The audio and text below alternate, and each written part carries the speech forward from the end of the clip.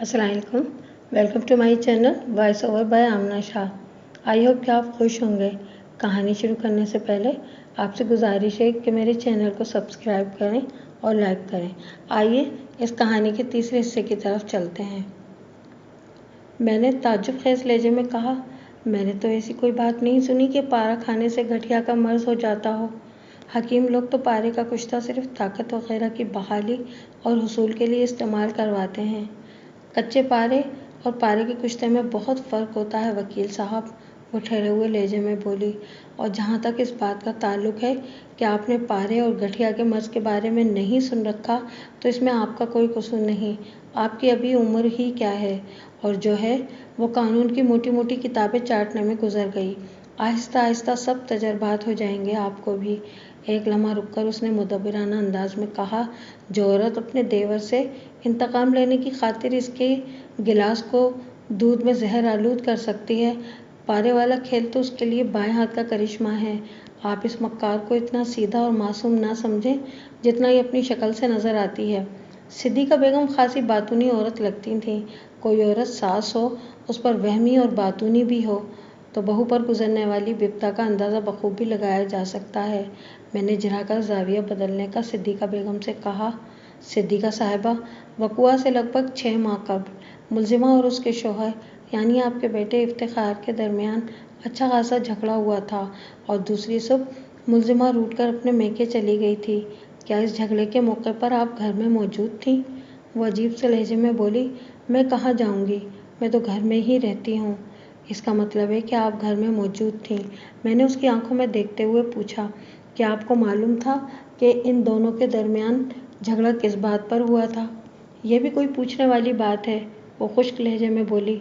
इम्तियाज़ मुझे बता चुका था कि इसके और राबिया के दरमियान क्या बातें हुई थीं, और राबिया ने इम्तियाज़ के बारे में इफ्तिखार से क्या कहा था। इसका मतलब है आप मियाँ बीवी के दरमियान होने वाले झगड़े की वजूहात से अच्छी तरह आगाह थीं। मैंने जिरह के सिलसिले को आगे बढ़ाते हुए कहा। इस तकाज़ा में मेरी मुवक्किल के हवाले से किसी केसर से जिस किस्म के ताल्लुकात का जिक्र किया गया है, क्या आप इस झगड़े से पहले इस बारे में कुछ जानती थीं? वो एक लम्हे के लिए तज़ब्ज़ुब का शिकार नज़र आई, फिर फैसलाकुन लहजे में बोली, हाँ, मुझे राबिया की इन नाज़ेबा हरकत के बारे में पता चला था। पता चला था? इसका मतलब तो ये हुआ कि इस बारे में किसी दूसरे शख्स ने आपको बताया था। मैंने बदस्तूर इसके चेहरे पर निगाह जमाते हुए कहा, आपने अपनी आंखों से मुलजिमा को वो नाज़ेबा हरकत करते नहीं देखा था? इसके चेहरे पे ऐसे तासुरात नमूदार हुए जैसे वो चकरा कर रह गई हो। ताहम उसने मेरे सवाल के जवाब में बताया, हाँ, मुझे इस बारे में किसी और से मालूम हुआ था। और किससे? नूरी से। नूरी इस घर की कुल वक्ती मुलाजिमा थी, जो हफ्ते में सिर्फ एक बार यानी जुमे के दिन छुट्टी करती थी। मैंने गवाह सिद्दीक़ा बेगम से इस्तफसार किया, क्या आपकी मुलाजमा नूरी ने मेरे मुवक्किल कैसर के हवाले से आयद करदा इल्ज़ामात की अमली तस्वीर देखी थी? मैंने बाल की खाल उतारते हुए पूछा। मतलब है, क्या नूरी ने अपनी आंखों से कैसर को और राबिया को इस किस्म की हरकतें करते देखा था, जिससे साबित हो कि इनके दरमियान कोई संजीदा ताल्लुक पल रहा है? हाँ, नूरी ने अपनी आंखों से चंद मनाजिर देखे थे, गवाह ने जवाब दिया। मेरी मुवक्किल राबिया पर अपने देवर इम्तियाज़ के कत्ल का इल्ज़ाम था, और इस सिलसिले में समाअत हो रही थी, लेकिन इस इल्ज़ाम की बुनियादों में मेरे मुवक्किल की बेवफाई को चुना गया था। मैं इसीलिए राबिया और कैसर के ताल्लुक के हवाले से ज़्यादा सवालात कर रहा था। अगर मैं ये साबित करने में कामयाब हो जाता कि राबिया और कैसर नामी अफराद के दरमियान बयान करदा मामलात की कोई हकीकत नहीं, तो फिर मेरी मुवक्किल के इस बयान को तक़वियत मिलती थी कि मक़तूल ने इससे दस्तदराज़ी की थी, और अपनी इस मज़मूम हरकत के अफ़शा होने पर इसने उल्टा राबिया के किरदार पर कीचड़ उछालने की कोशिश की थी। अगर इस केस में से राबिया और कैसर के ताल्लुकात का किस्सा साफ़ हो जाता, तो फिर इस तकाज़ा की फलकपोश इमारत का इन्हेदाम कदरे आसान हो जाता। मैंने विटनेस बॉक्स में मौजूद सिद्दीक़ा बेगम की जानिब मुतवज्जे होते हुए पूछा, जब आपको अपनी मुलाजिमा की ज़बानी मेरे मुवक्किल की सरगर्मियों की खबर हुई, तो आपने अपनी बहू से तो ज़रूर बात की होगी? नहीं, वो नफ़ी में गर्दन हिलाते हुए बोली। मैंने पूछा, क्यों नहीं? बस ऐसे ही, वो सादगी से बोली। मैं घर में कोई तनाज़ा खड़ा होते हुए नहीं देखना चाहती थी। मैंने कहा, इसका मतलब है कि आपने अपने बेटे इफ्तिखार से भी बात नहीं की होगी। आपका ख्याल दुरुस्त है, उसने कहा। میں نے قدرے ترش لہجے میں کہا، آپ کے بیان کے مطابق آپ نے میری موکل کو ہمیشہ اپنی بیٹی کی طرح سمجھا تھا۔ اگر آپ کے اس بیان کو درست مان لیا جائے تو آپ کا یہ فرض بنتا ہے کہ آپ میری موکل کو پیار سے سمجھاتی۔ اس سے منسوب کردہ بیان کردہ حرکات کسی بھی مہذب و شریف گھرانے کے لیے انتہائی مہلک ثابت ہو سکتی ہیں۔ آپ نے اپنے فرائض سے غفلت کیوں برتی؟ میں نے صرف یہی نہیں کہا کہ میں رابعہ کو اپنی بیٹی سمجھتی تھی، بلکہ یہ بھی بتایا کہ اس نے کبھی مجھے ماں تو کیا اپنی خیر خواہ اور ہمدرد بھی نہیں سمجھا۔ وہ خفگی آمیز انداز میں بولی، میں نے رابعہ سے اس سلسلے میں صرف اس لیے بات نہیں کی تھی کہ وہ بات کا بتنگڑ بنا کر مجھے ہی لپیٹ دیتی۔ ایک لمحے کا توقف کر کے اس نے اضافہ کیا، جیسا کہ میرے بے قصور بیٹے امتیاز کے ساتھ ہوا۔ امتیاز نے بھی اس بات کو سمجھانے کی کوشش کی تھی نا؟ اس نے کتنا مکروہ و بھیانک الزام لگایا تھا اس معصوم پر۔ بات ختم کر کے وہ ماندانہ نگاہ سے رابعہ کو دیکھنے لگی۔ میں نے اس سے سوال کیا، صدیقہ صاحبہ، کیا اس سلسلے میں مرد مذکورہ کیسر سے بھی کوئی بات کی گئی تھی؟ قطعی نہیں، وہ نفی میں سر ہلاتے ہوئے بولی۔ کیا ایسا نہ کرنے میں کوئی مصلحت پوشیدہ تھی؟ میں نے پوچھا۔ اس نے جان چھڑوانے والے انداز میں گول بول جواب دیا، جب اپنی مرغی ہی خراب ہو تو دوسرے سے کیا شکوہ کیا جائے؟ میں صدیقہ بیگم سے سوال و جواب کے ذریعے بڑی حد تک موزد عدالت کو یہ باور کروا چکا تھا کہ میری موکل کو اپنی سسرال میں کس قسم کے رویوں اور حالات کا سامنا تھا۔ میں دوبارہ استغاثہ کی گواہ کی جانب متوجہ ہو گیا۔ صدیقہ صاحبہ، وقوع سے تقریباً 6 ماہ قبل ملزمہ اور اس کے شوہر کے درمیان اچھا خاصا جھگڑا ہوا تھا۔ کیا اس موقع پر آپ نے بیچ بچاؤ کی کوشش کی تھی؟ میں نے دونوں کو سمجھانے کی کوشش کی تھی، اس نے بتایا۔ میری ہی وجہ سے وہ جھگڑا ختم ہوا تھا، لیکن دوسری صبح رابعہ ناراض ہو کر اپنے میکے چلی گئی۔ ایک لمحے کا وقفہ کر کے اس نے مزید کہا، آپ میری سمجھداری اور بردباری کا اندازہ لگائیں۔ تمام حالات کا اندازہ ہونے کے باوجود بھی، بلکہ واقف ہونے کے باوجود بھی، میں نے رابعہ کی بجائے افتخار ہی کو ڈانٹا تھا۔ اگر میں رابعہ کی دشمن ہوتی تو ایک کی چار چار بنا کر بتاتی اور اس آگ کو اتنی ہوا دیتی کہ سب کچھ بھسم ہو کر رہ جاتا۔ اگر میں تباہی اور تخریب کاری نہیں چاہتی تھی، اسی لیے افتخار کو ڈانٹ ڈپٹ کر میں نے معاملہ رفع دفع کر دیا۔ میں نے کہا، آپ اپنے جس رویے کو معاملہ فہمی اور سمجھداری کا نام دے رہی ہیں، وہ در حقیقت آپ کی غلطی تھی۔ اگر ایک لمحے کے لیے فرض کر لیا جائے کہ میری موکل کیسے نامی کسی شخص سے ملوث تھی، تو علم میں آنے کے بعد آپ کو خاموش تماشائی بن کر نہیں بیٹھنا چاہیے تھا۔ آپ کا فرض تھا کہ اس مسئلے کا کوئی حل نکالتی۔ آپ نے میری موکل کو اس کے حال پر چھوڑ کر اس سے تاریخی دشمنی کا ثبوت دیا تھا، کیونکہ کسی بھی برائی کو یا تو ابتدائی مرحلے پر ہی روکا جا سکتا ہے یا پھر کبھی نہیں روکا جا سکتا۔ وہ کھسیانی ہو کر بغلیں جھانکنے لگی۔ میں نے جرح کے سلسلے کو سمیٹتے ہوئے سوالات کا سلسلہ جاری رکھا، صدیقہ صاحبہ، آپ نے وکیل استغاثہ کے ایک سوال کے جواب میں بتایا ہے کہ جب میری موکل روٹھ کر میکے جا بیٹھی تھی تو آپ اسے واپس لانے کا کوئی ارادہ نہیں رکھتی تھیں۔ اگر اختر حسین گڑ گڑا کر افتخار سے التجائیں نہ کرتا تو میری موکل دوبارہ آپ کے گھر میں قدم بھی نہیں رکھ سکتی تھی۔ وہ اس بات میں جواب دیتے ہوئے بولی، ہاں، میں نے ایسا ہی کیا تھا۔ آپ کے اس رویے سے تو یہ ظاہر ہوتا ہے کہ آپ کو میری موکل سے ذرہ برابر بھی ہمدردی نہیں تھی۔ میں نے جھکتے ہوئے انداز میں کہا، جبکہ آپ تو اس کی خیر خواہی کے بلند و بانگ دعوے کرتی ہیں، آپ کے قول و فعل کا یہ تضاد کیا معنی رکھتا ہے؟ میں پھولجھن زدہ لہجے میں ہکلائی۔ میں نے ایسا وقتی طور پر غصے کی حالت میں سوچا تھا۔ وہ بات کو بنانے کی کوشش کر رہی تھی۔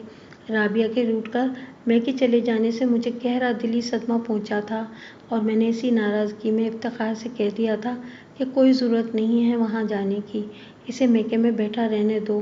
4 دن باپ گھر میں بٹھا کر بیٹی کو کھلائے گا تو اسے آٹے دال کا بھاؤ معلوم ہو جائے گا۔ وہ بڑی خوبصورتی سے بات کو نبھانے میں کامیاب ہو گئی تھی۔ میں نے تنزیہ لہجے میں کہا، اور پھر واقعی چند روز میں اختر حسین کو آٹے دال کا بھاؤ معلوم ہو گیا۔ اس نے فون پر فون کر کے افتخار سے درخواستیں کی کہ وہ آ کر رابعہ کو لے جائے۔ کیوں، ایسا ہی ہوا تھا نا؟ بالکل ایسا ہی ہوا تھا، وہ فخریہ لہجے میں بولی، اور آپ کو یہ بھی بتا دوں کہ افتخار رابعہ کو لانے میں دلچسپی نہیں لے رہا تھا۔ میں نے ہی اسے مجبور کر کے پاپوش نگر بھیجا تھا۔ کاش مجھے اس وقت اندازہ ہو جاتا کہ اختر حسین کی التجائیں اور رابعہ کا اقرار جرم کسی سوچی سمجھی سازش کا حصہ ہے۔ وہ دوبارہ اس گھر میں قدم رکھ کر میری بیٹی کی جان لینے کا منصوبہ بنائے بیٹھی ہے۔ میں نے کہا، آپ کا دعویٰ ہے کہ اختر حسین نے اپنی بیٹی کی واپسی کے لیے آپ لوگوں کی منت سماجت کی تھی، مگر اختر حسین کا بیان ہے کہ پہل آپ کی بیٹی کی طرف سے ہوئی تھی۔ افتخار نے ایک روز فون کر کے میری موکل سے کہا تھا کہ دوسرے روز شام میں تیار رہے، وہ اسے لینے آئے گا۔ پھر دوسری شام افتخار واقعی وہاں پہنچا۔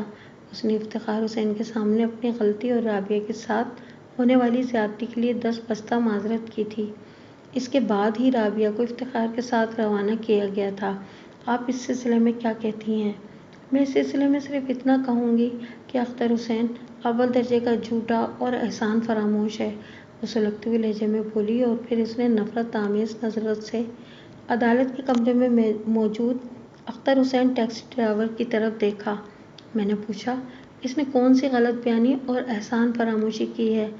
غلط بیانی تو یہ کی ہے کہ افتخار خود چل کر اس کے گھر پہنچا تھا، حالانکہ حقیقت اس کے برعکس ہے، وہ ٹھہرے ہوئے لہجے میں بولی، اور احسان فراموشی کا ذکر کر کے میں کمظرفی کا مظاہرہ نہیں کرنا چاہتی۔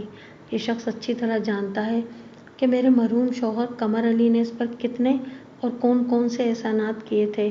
ایک احسان کے بارے میں اختر حسین نے مجھے خود بتایا تھا۔ ٹیکسی کی خریداری کے لیے اس کے مرحوم دوست قمر علی نے اسے اچھی خاصی رقم دی تھی، تاہم وہی ٹیکسی بیچ کر اس نے رابعہ کو بیاہا تھا۔ میں نے گواہ صدیقہ بیگم سے مزید چند سوالات کیے، پھر عدالت کا مقررہ وقت ختم ہو گیا۔ جج نے اگلی تاریخ دیکھ کر کمرہ عدالت کو برخاست کر دیا۔ عدالتی کارروائی کو من و عن بیان کرنا انتہائی غیر دلچسپ اور بور تجربہ ہے۔ عدالتی چکر ایک بہت وسیع بحر ہے جس میں پھنسنے والا اپنا ہوش و حواس کھو بیٹھتا ہے۔ میں نے موجودہ کیس کی کہانی بیان کرتے ہوئے بہت سی غیر ضروری باتیں اس میں سے حذف کر دی ہیں تاکہ ناظرین کا وقت بچایا جا سکے۔ جیسا کہ میں پہلے بتا چکا ہوں کہ اس کیس میں استغاثہ کی جانب سے کل 6 گواہوں کی فہرست دی گئی تھی، مگر میں یہاں صرف 3 گواہوں کے بیانات اور ان پر ہونے والی جرح کا احوال بیان کروں گا۔ صدیقہ بیگم کی گواہی مکمل ہو چکی تھی۔ نوری اور ملزمہ کا شوہر افتخار ابھی باقی تھے۔ گواہوں کے بیانات شروع ہونے سے پہلے میڈیکل آفیسر، کیمیکل ایگزامینر اور واقعاتی شہادتوں کا سلسلہ نپٹا لیا گیا تھا۔ انکوائری آفیسر سے متعلقہ تمام امور کا بھی جائزہ لے لیا گیا تھا، تاہم انکوائری آفیسر اس بات کا پابند ہوتا ہے کہ ہر پیشی پر وہ عدالت میں موجود رہے۔ پوسٹ مارٹم کی رپورٹ بتاتی تھی کہ مقتول امتیاز کی موت جمعہ اور ہفتے کی درمیانی شب 12 بجے سے 2 بجے کے درمیان واقع ہوئی تھی۔ کیمیکل ایگزامینر نے اس بات کی تصدیق کی تھی کہ مقتول کی موت کا سبب فینوباربیٹون کی بھاری مقدار کا اس کے معدے میں پہنچنا تھا۔ ڈاکٹر کی تجویز کردہ خوراک سے زیادہ یا مرض کی عدم موجودگی میں اس دوا کی بھاری مقدار کا استعمال موت کا پیغامبر بنا تھا، اس لیے اس کی بوتل پر پوائزن کا لفظ سرخ روشنائی میں چھپا ہوا تھا۔ آئندہ پیشی پر کوئی قابل ذکر کارروائی نہ ہو سکی۔ اسی شام اختر حسین میرے دفتر میں مجھ سے ملنے آ گیا۔ اس روز وہ عدالت میں نہیں آ سکا تھا، تاہم اس کا بیٹا اس کی جگہ عدالت میں موجود تھا۔ اختر حسین نے مجھ سے دریافت کیا، بیگ صاحب، آپ کا کیا خیال ہے؟ عدالت کی کارروائی کچھ سست نہیں جا رہی؟ میں ایسا نہیں سمجھتا، میں نے کہا۔ وہ قدرے مایوسی سے بولا، ابھی تک رابعہ کی رہائی یا بریت کی کوئی صورت نظر نہیں آئی۔ میں نے اس سے پوچھا، محترم، آپ کا پہلے کبھی کسی عدالت سے واسطہ پڑا ہے؟ نہیں، اس نے نفی میں سر ہلاتے ہوئے کہا۔ ٹریفک کی چھوٹی موٹی بے قاعدگی پر ٹریفک پولیس والوں ہی سے معاملہ پٹ جاتا ہے۔ اللہ کا شکر ہے کہ مجھے زندگی میں کبھی عدالت کا منہ نہیں دیکھنا پڑا۔ پھر وہ اچانک اداس ہو گیا اور افسردہ لہجے میں بولا، رابعہ کی وجہ سے عدالت میں آنا پڑا ہے، اللہ خیر ہی کرے۔ میں نے مناسب الفاظ میں اس کی دلجوئی کی۔ میری تسلی آمیز جملوں نے اس کی افسردگی میں خاصی حد تک کمی کر دی۔ وہ بولا، بیگ صاحب، آپ کی باتوں سے حوصلہ ملتا ہے، ورنہ تو میں بعض اوقات بالکل ہی مایوس ہو جاتا ہوں۔ محترم، عدالتی کارروائی کی مثال ٹریفک جیم میں پھنسی ہوئی کسی گاڑی کی سی ہے۔ وہ اگرچہ باقاعدہ چلتی ہوئی نظر آتی ہے، مگر دھیرے دھیرے رینگتی رہتی ہے۔ अगर ड्राइवर खुद को बचाने पर तवज्जो मरकूज रखे और कोई संगीन गलती ना करे तो बिलाखिर अपनी मंजिल पर पहुंच जाता है। ये मिसाल अख्तर हुसैन के पेशे से लग्गा खाती थी, इसलिए पसंद आने के साथ साथ ये फौरी तौर पर उसकी समझ में भी आ गई। वो मुझे दुआएं देते हुए रुखसत हो गया। मंजर इसी अदालत का था और गवाहों के कटहरे में इफ्तिखार की घरेलू मुलाजमा नूरी खड़ी थी। नूरी अगरचे एक मासी थी, इसकी हैसियत मुलाजमा जैसी थी, मगर उसने अपने कबील की दूसरी औरतों की बनिस्बत खुद को खासा संभाल कर रखा हुआ था। उसका पहनावा और रंग ढंग भी आम मुलाजिमों जैसे नहीं थे। मैंने उसकी उम्र का अंदाज़ा 35 के करीब लगाया।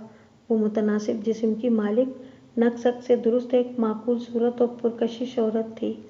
नूरी अपना हल्फिया बयान रिकॉर्ड करवा चुकी तो वकील सफाई सवालात के लिए इसके करीब पहुंच गया। उसने खकार कर गला साफ किया और अपने काम में मसरूफ़ हो गया। नूरी, उसने इस्तगासा के गवाह को मुखातिब करते हुए पूछा, तुम किसी दबाव के तहत तो गवाही देने नहीं आई हो? नहीं जी, मुझ पर किसी किस्म का कोई दबाव नहीं है। वकील इस्तगासा ने मायना खेज अंदाज में मेरी जानिब देखते हुए कहा, आमतौर पर यह ख्याल किया जाता है कि घरेलू मुलाजमीन को इनके मालकान दबाव में लाकर अपनी मर्जी का बयान देने के लिए मजबूर कर देते हैं। इस मुकदमे के मुद्दई तुम्हारे मालिक यानी इफ्तिखार साहब हैं, इसलिए मैंने पूछा कि तुम अपनी मर्जी से गवाही दे रही हो या इस सिलसिले में तुम्हारी किसी मजबूरी का हाथ है। तुम्हारे जवाब ने मुझे मुतमईन कर दिया है। नूरी खामोशी से वकील इस्तगासा के अगले सवाल का इंतज़ार कर रही थी। वकील इस्तगासा ने पूछा, नूरी, तुम्हारी बड़ी मालकन यानी सिद्दीक़ा बेगम ने तुम्हारे हवाले से जिस इंकिशाफ अंगेज़ हकीकत का जिक्र किया है, क्या तुम उसकी तस्दीक करती हो? नूरी ने उलझन ज़दा नज़र से वकील इस्तगासा को देखा। मैं आपको सवाल को समझ नहीं सकी वकील साहब, वो वजाहत करते हुए बोली। तो वकील इस्तगासा ने कहा, नूरी, तुम्हारी बड़ी मालकन ने मोअज़्ज़िज़ अदालत को बताया है कि मुल्ज़िमा और कैसर के ताल्लुकात के बारे में तुमने ही इन्हें इत्तला फराहम की थी। सिद्दीक़ा बेगम बिल्कुल ठीक कहती हैं वकील साहब। तुमने ऐसा क्या देखा था? मैंने छोटी मालकन यानी मुल्ज़िमा को छुप छुप कर सामने वाले कैसर साहब से इशारे किनाए करते देखा था। नूरी ने जवाब दिया। किस किस्म के इशारे थे वो? वही जनाब जो बाहमी ताल्लुक़ रखने वाले मर्द और औरत एक दूसरे को करते हैं। इसका मतलब है कि कैसर भी मुल्ज़िम के इशारों का जवाब देता था। बिल्कुल यही बात थी जनाब। गोया इनके दरमियान बड़ी पक्की सेटिंग थी। आप दुरुस्त कह रहे हैं, नूरी ने तस्दीक की। वकील इस्तगासा ने पूछा, नूरी, तुमने इन दोनों की सेटिंग के बारे में सिद्दीक़ा बेगम को बताने के बाद क्या किया था? मैंने इस घर में होने वाली अजीब व गरीब सरगर्मी के बारे में अपनी बड़ी मालकन को बता दिया। बस मेरा फ़र्ज़ पूरा हो गया, नूरी ने कहा। इसके बाद जो कुछ भी करना था सिद्दीक़ा बेगम को करना था। वकील इस्तगासा ने ज़ाविया सवालात तब्दील करते हुए पूछा, मकतूल तुम्हारी नज़र में कैसा आदमी था? इम्तियाज़ साहब बहुत अच्छे आदमी थे, वो भराई हुई आवाज़ में बोली। मिर्गी के जालिम मर्ज़ ने इन्हें बेबस करके रख दिया था, वरना वो बड़े हंसमुख और जिंदा दिल आदमी थे। मुल्ज़िमा के साथ मकतूल का रवैया कैसा था? वकील इस्तगासा ने पूछा। मकतूल मुल्ज़िमा का बहुत एहतराम करते थे। और मुल्ज़िमा का रवैया मकतूल के साथ कैसा था? उसने पूछा। बस ठीक ही था, नूरी ने जवाब दिया। जैसा कि इस घर के बाकी अफराद के साथ था, वैसा ही मकतूल के साथ भी था। वकील इस्तगासा ने कहा, नूरी, तुम्हारे जवाब से तो अंदाज़ा होता है कि मुल्ज़िमा का रवैया इस घर के अफराद के साथ कुछ ज़्यादा अच्छा और काबिल ज़िक्र नहीं था। बस यूं ही समझ लें, वो मुबहम से लहजे में बोली। दरअसल मुल्ज़िमा अपने आप को कोई तौब किस्म की चीज़ समझती थी, इसलिए दूसरों के साथ वो ज़्यादा घुल मिल कर रहना पसंद नहीं करती थी। वकील इस्तगासा ने कहा, और इसका अपने शौहर इफ्तिखार के साथ भी इसी किस्म का रवैया था? जी हाँ, कुछ ऐसी ही बात थी, उसने एक मरतबा फिर गोलमोल सा जवाब दिया। जब आगाज़ ही में वकील इस्तगासा ने गवाह से ये सवाल किया था कि आया वो किसी दबाव के ज़ेर असर तो गवाही देने नहीं आई, तो मैं फ़ौरन समझ गया था कि गवाह नूरी को इसका सबक बहुत अच्छी तरह रटवा दिया गया होगा। और अब वकील इस्तगासा के सवालात की नोयत मेरे इस ख्याल की तस्दीक कर रही थी। वकील इस्तगासा ने गवाह को मुखातिब करते हुए सवाल किया, नूरी, तुम्हें याद होगा मुल्ज़िमा वक़ुआ से कुछ अरसे पहले रूठ कर अपने मैके चली गई थी? हाँ, मुझे अच्छी तरह याद है। इसकी नाराज़गी की क्या वजूहात थीं? नूरी ने जवाब दिया, मुलजिमा और कैसर के ताल्लुकात मकतूल के इल्म में आ गए थे और फिर बात इफ्तिखार साहब तक जा पहुंची थी। इफ्तिखार साहब की बात पुरस के जवाब में मुलजिमा नाराज़ होकर अपने मेके चली गई थी। वाक़या तो हालात की तफसील बताती है कि इस मौके पर मुलजिमा ने अपने देवर की किरदार कुशी करते हुए इस पर दस्तदराजी का इल्ज़ाम भी लगाया था, वकील इस्तग़ासा ने टटोलने वाले अंदाज में कहा। लेकिन इफ्तिखार ने इसकी बात का यकीन नहीं किया था। वो ठहरी हुई आवाज़ में बोली, इफ्तिखार साहब बहुत समझदार और पढ़े लिखे इंसान हैं, गलत और सही का फ़र्क कर सकते हैं। अगर उन्होंने मुलजिमा की बेबुनियाद बात पर यकीन नहीं किया तो इससे इनकी ज़हानत का अंदाज़ा होता है। इसका मतलब है तुम्हारे नज़दीक भी मुलजिमा का इल्ज़ाम बेबुनियाद और झूठा था? वकील इस्तग़ासा ने पूछा। वो बोली, आप बिल्कुल दुरुस्त कह रहे हैं, इम्तियाज़ साहब इस किरदार के इंसान नहीं थे। वकील इस्तग़ासा गवाह से मकतूल के किरदार की सनद हासिल करके जाने क्या साबित करना चाहता था। नूरी के जवाब पर उसने कहा, मुलजिमा के किरदार के बारे में तुम क्या कहती हो? मुलजिमा का किरदार कोई ढके छुपा राज नहीं। वो मेरी मुवक्किल की जानिब उंगली उठाते हुए बोली, कैसर से इसके ताल्लुकात किसी भी तौर सराहे जाने के काबिल नहीं और इसने इम्तियाज़ साहब को जहर देकर मौत के मुंह में जो धकेला है, इस अमल से इसका किरदार किसी तारुफ का मोहताज नहीं रहा। मज़ीद एक दो सवालात के बाद वकील इस्तग़ासा ने अपनी जिरह मौकूफ़ कर दी। अपनी बारी पर मैं जिरह के लिए नूरी वाले कटहरे के पास आकर खड़ा हो गया। मैंने गवाह से पहला सवाल किया, नूरी तुम्हें इफ्तिखार साहब के घर में काम करते हुए कितना अरसा हुआ है? उसने जवाब दिया, तकरीबन 5 साल। इसका मतलब है कि इफ्तिखार साहब की शादी तुम्हारी मौजूदगी ही में हुई थी। उसने इस बात में सर हिलाया। मैंने पूछा, मुझे पता चला है कि तुम कुल वक्ती मुलाजिमा हो और हफ्ते में सिर्फ एक दिन घर जाती हो। जी हाँ, मैं जुमे की छुट्टी करती हूँ, इसने बताया। जुमेरात को काम ख़त्म करने के बाद रात 9 बजे मैं अपने घर चली जाती हूँ और हफ्ते की सुबह 8 बजे ड्यूटी पर आ जाती हूँ। मेरा घर इफ्तिखार साहब के बंगले से ज़्यादा दूर नहीं, कुछ फासले पर एक कच्ची आबादी है जहाँ मैं रहती हूँ। मैंने पूछा, नूरी क्या तुम शादीशुदा हो? उसने उस बात में गर्दन हिला दी। मैंने सवाल किया कि तुम्हारे कितने बच्चे हैं? 2, उसने जवाब दिया। एक 7 साल की बच्ची है और दूसरा लड़का है, 10 साल इसकी उम्र है। मैंने पूछा, तुम्हारे शौहर को इस बात पर एतराज़ नहीं होता कि तुम हफ्ते में 6 दिन घर से मुकम्मल तौर पर बाहर रहती हो? मेरा शौहर यहाँ नहीं बल्कि गांव में रहता है, नूरी ने जवाब दिया। फिर बलूचिस्तान के गांव का नाम भी बताया और कहा, वो वहाँ खेत मजदूर है, हम यहाँ शहर में रिज़्क रोज़गार में लगे हुए हैं। इन सरसरी सवालात के बाद मैं असल मौजू की तरफ आ गया। नूरी, यहाँ इस वक्त जिस मुकदमे की समाअत हो रही है, इसमें तुम इस्तग़ासा के गवाह की हैसियत से अदालत में मौजूद हो। मेरी मुवक्किल पर उसके देवर के कत्ल का इल्ज़ाम है और वजह कत्ल एक देरीना दुश्मनी है, इसलिए सोच समझकर मेरे सवालात के जवाबात देना। मैंने एक लम्हे रुककर उसके चेहरे का जायज़ा लिया। वो मुंतज़िर नज़र से मुझे देख रही थी। मैंने पूछा, नूरी तुमने अपनी बड़ी मालकन यानी सिद्दीक़ा बेगम को ये बताया था कि मुलजिमा और कैसर के दरमियान नाकाबिल एतराज़ ताल्लुकात परवान चढ़ रहे हैं। इस बात में किस हद तक हकीकत है? ये बात 100% दुरुस्त है।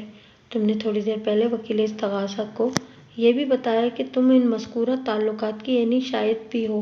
मैंने सवाल किया। हाँ, मैंने खुद अपनी आंखों से मुलजिमा और कैसर के दरमियान इशारों का तबादला होते देखा है, उसने जवाब दिया। तुमने कभी इन दोनों को आपस में मिलते जुलते भी देखा है? वो तामुल करते हुए बोली, नहीं। फिर तुम किस बिना पर दावा करती हो कि इनके दरमियान पक्की सेटिंग थी? मैंने तेज़ लहजे में कहा। तुमने वकील इस्तग़ासा के जवाब में लफ्ज़ सेटिंग की तस्दीक की है। मुझे एतराज़ है जनाब अली। वकील इस्तग़ासा की आवाज़ अदालत की फ़िज़ा में इर्ताश पैदा कर रही थी। वकील सफ़ाई के अल्फाज के दाव पेच से मोअज़्ज़िज़ गवाह को हिरासा करने की कोशिश की जा रही है। मैंने ऐसी कोई कोशिश नहीं की योर ऑनर, मैंने जज की जानिब देखते हुए कहा।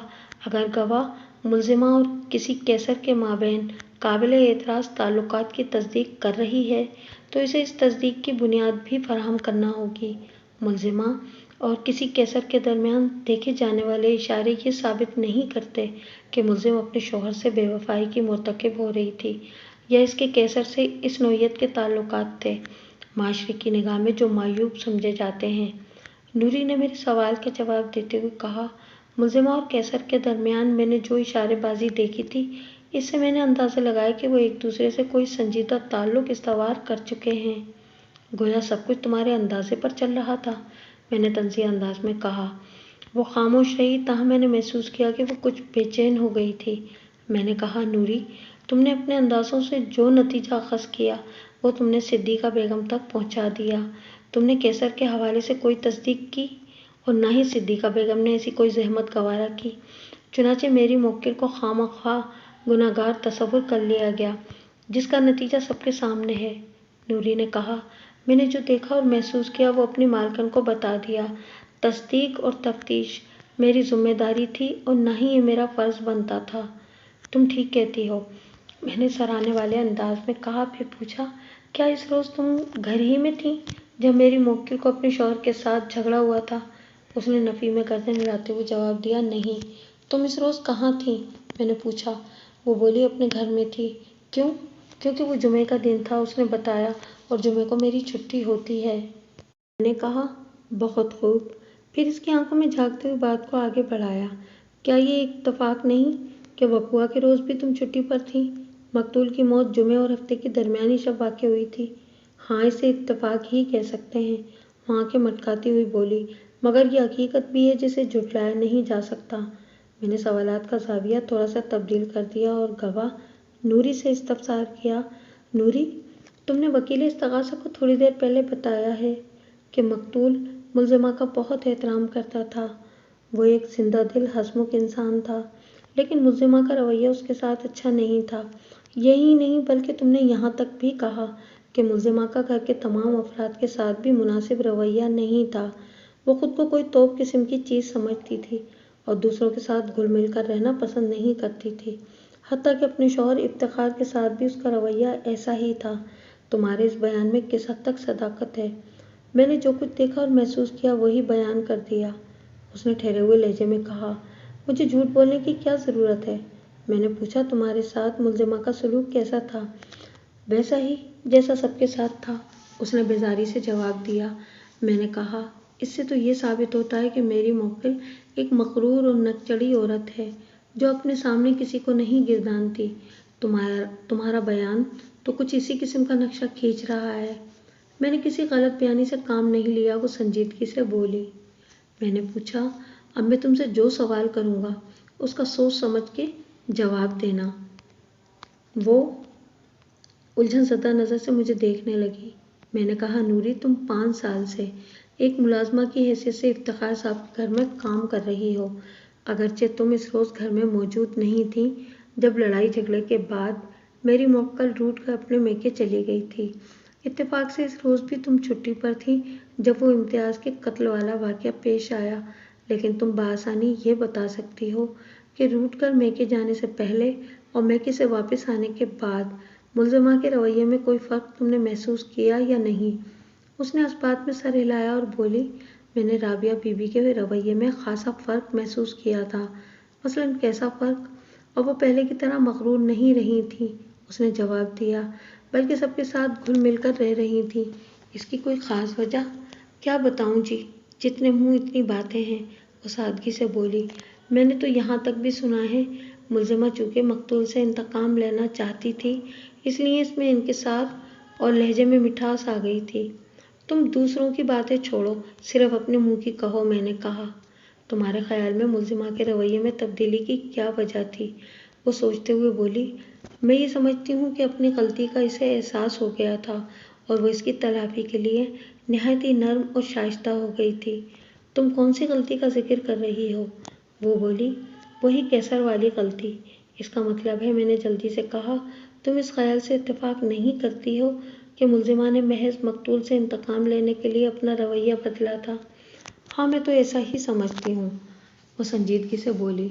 میں نے ایک بات خاص طور پر محسوس کی کہ نوری خاصے محتاط رویے کا مظاہرہ کر رہی تھی، وہ رابعہ اور کیسر والے معاملات سے زیادہ کسی دوسرے موضوع پر کھل کر نہیں بولتی تھی۔ پتہ نہیں یہ اس کی محتاط روی تھی یا وہ سوچ کر ایسا کر رہی تھی، مگر وکیل استغاثہ کے ایک سوال کے جواب میں उसने मेरी मोक्किल को इम्तियाज़ की मौत का जिम्मेदार ठहराया था। चुनाचे मैंने तेज हो चुकते हुए लहजे में गवाह को मुखातिब करते हुए कहा, नूरी, थोड़ी देर पहले तुमने वकील इस्तगासा की जिरह के जवाब में मुल्जिमा के किरदार की वजाहत करते हुए बताया था, कैसर से इसके ताल्लुकात किसी भी तौर पर सराहे जाने के काबिल नहीं हैं और इसने इम्तियाज़ साहब को जहर देकर मौत के मुंह में जो धकेला है, इस अमल से इसके किरदार के तारुफ की ज़रूरत बाकी नहीं रहती। और अब मैंने ज़रा तवक्कुफ करने के बाद कहा, तुम कह रही हो कि तुम ऐसा नहीं समझती हो कि मुल्जिमा ने महज मकतूल से इंतकाम लेने के लिए अपना रवैया बदला था। तुम्हारे दोनों बयानात में खुला तजाद मौजूद है, लिहाजा मुअज़्ज़िज़ अदालत को बताओ कि तुम्हारे किस बयान को दुरुस्त माना जाए। वो गड़बड़ा गई, ताहम जल्द ही इसने अपनी गड़बड़ाहट पर काबू पा लिया और रुक रुक कर बताने लगी। मैंने वकील इस्तगासा को भी जवाब दिया था। वो बिल्कुल ठीक है। मैं ऐसा ही समझती हूँ कि राबिया बीवी ने इम्तियाज़ साहब को मौत के मुंह में धकेलने के लिए दूध में जहरीली दवा मिलाकर दी थी। और ये जो तुमने अभी थोड़ी देर पहले कहा कि तुम ऐसा नहीं समझती हो कि मुल्जिमा ने मकतूल से इंतकाम लेने के लिए अपना रवैया बदला था, इसकी क्या तुक है? मैंने जारहाना रवैया इख्तियार करते हुए पूछा। मैं दरअसल आपकी बात को पूरी तरह समझ नहीं पाई थी, उसने मक्कारी से कहा। आपने अपनी बात ही इतनी घुमा फिरा कर की थी कि मेरा दिमाग चकरा गया और पता नहीं मैं क्या क्या कह बैठी। बात ख़त्म करके वो इमदाद तलब नज़रों से वकील इस्तगासा को देखने लगी। वकील इस्तगासा ने अपना फ़र्ज़ निभाते हुए कहा, जनाब आली, गवाह का मौक़िफ़ अब भी यही है कि मुल्जिमा ने मकतूल को मौत के घाट उतारने के लिए इस दूध को जहरीला बना दिया था। मैंने नूरी को मुखातिब करते हुए कहा, अब तुम इस बयान पर साबित कदम रहोगी? वह उस बात में सर हिलाकर रह गई।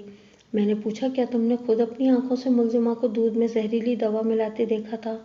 गवाह नूरी का झूठ बिल्कुल खुल चुका था। जज ने थोड़ी देर पहले इसे नागवार नज़र से घूरा भी था। मैं चोर को उसके घर तक पहुंचाने का इरादा कर चुका था ताकि जज पर वाज़ेह कर सकूं कि मेरी मुवक्किल बेकसूर है। इसे कत्ल जैसे मुकदमे में मुलविस करने के लिए एक सोची समझी साजिश का सहारा लिया गया है। नूरी मेरा सवाल सुनकर तड़प उठी और जल्दी से बोली, मैं भला कैसे देख सकती थी? मैं तो रात अपने घर पर थी। जुमे को मैं छुट्टी करती हूँ और ये वाक़या जुमे और हफ्ते की दरमियानी रात में पेश आया था। मैंने डांट से मुशाबा अंदाज में कहा, जब एक कमल तुमने अपनी आंखों से देखा ही नहीं तो फिर इसके बारे में इतने वसूख से किस तरह कह सकती हो? मैं जाल में आए हुए शिकार को बचने का कोई मौका नहीं देना चाहता था। नूरी ने मुतज़ब्ज़ब अंदाज में जवाब दिया, एक मैं क्या, घर के तमाम अफराद ही ऐसा समझ रहे थे और कह भी रहे थे। ये एक अहमकाना जवाब था। मैंने सख्त लहजे में कहा, मैं तुमसे पहले भी कह चुका हूँ कि तुम दूसरों की बात ना करो, सिर्फ अपनी कहो। दूसरों में सरे फहरिस्त मकतूल की वालिदा और बड़ा भाई हैं, वो कुछ भी कह सकते हैं। मैंने तो इन्हीं की बात पर यकीन किया था। इसकी समझ में नहीं आ रहा था कि क्या जवाब दे। मैंने कहा, इसका मतलब ये हुआ कि तुमने अपनी आंखों से मुल्जिमा को दूध में जहरीली दवा मिलाते हुए नहीं देखा था? जाहिर सी बात है, वो मुबहम अंदाज में बोली। इससे पहले भी तुमने मुल्जिमा को कैसर से बाकायदा मिलते जुलते नहीं देखा था। मैंने चुपते हुए अंदाज में कहा, मगर तुमने अंदाज़ा लगाया कि इन दोनों के दरमियान कोई ज़बरदस्त सेटिंग चल रही है।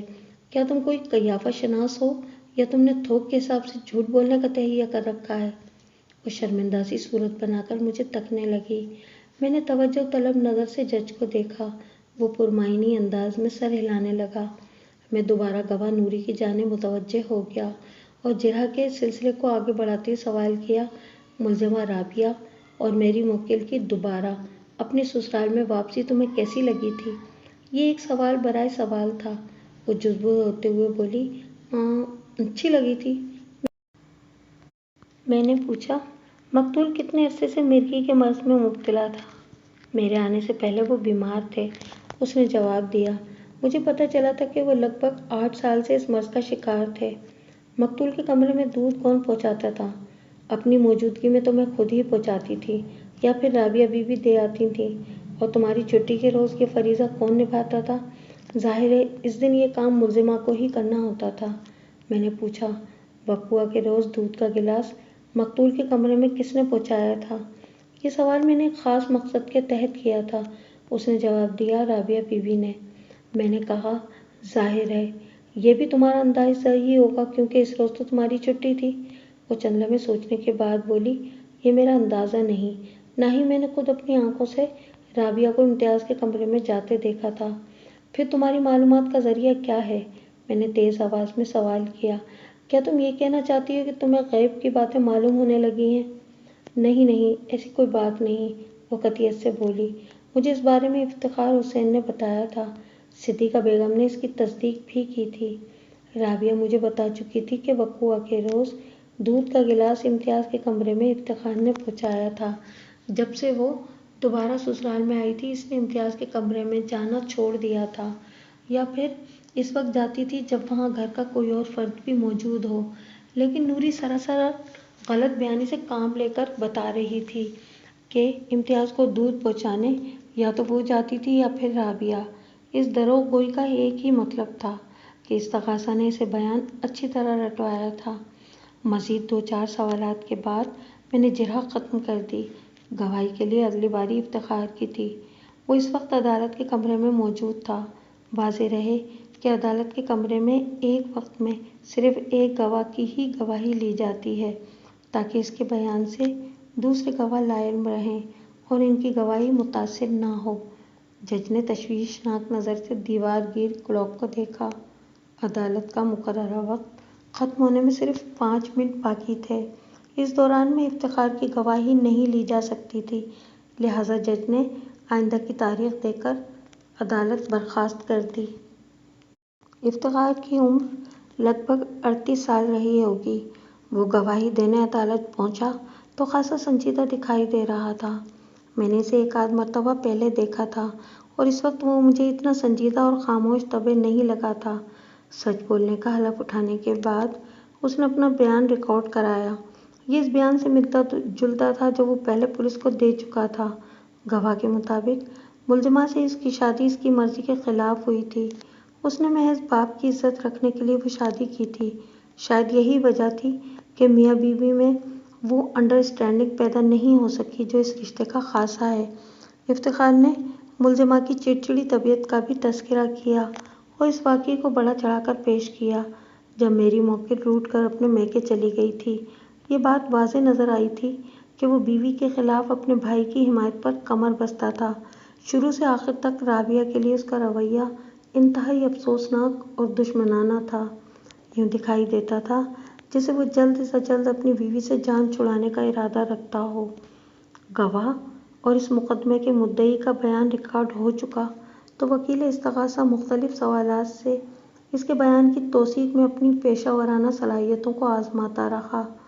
اس کی پہلی اور آخری کوشش یہی تھی کہ وہ عدالت کو باور کرا دے کہ گواہ نے جو بیان دیا ہے اس کا ایک ایک لفظ سچائی سے تراشا گیا ہے۔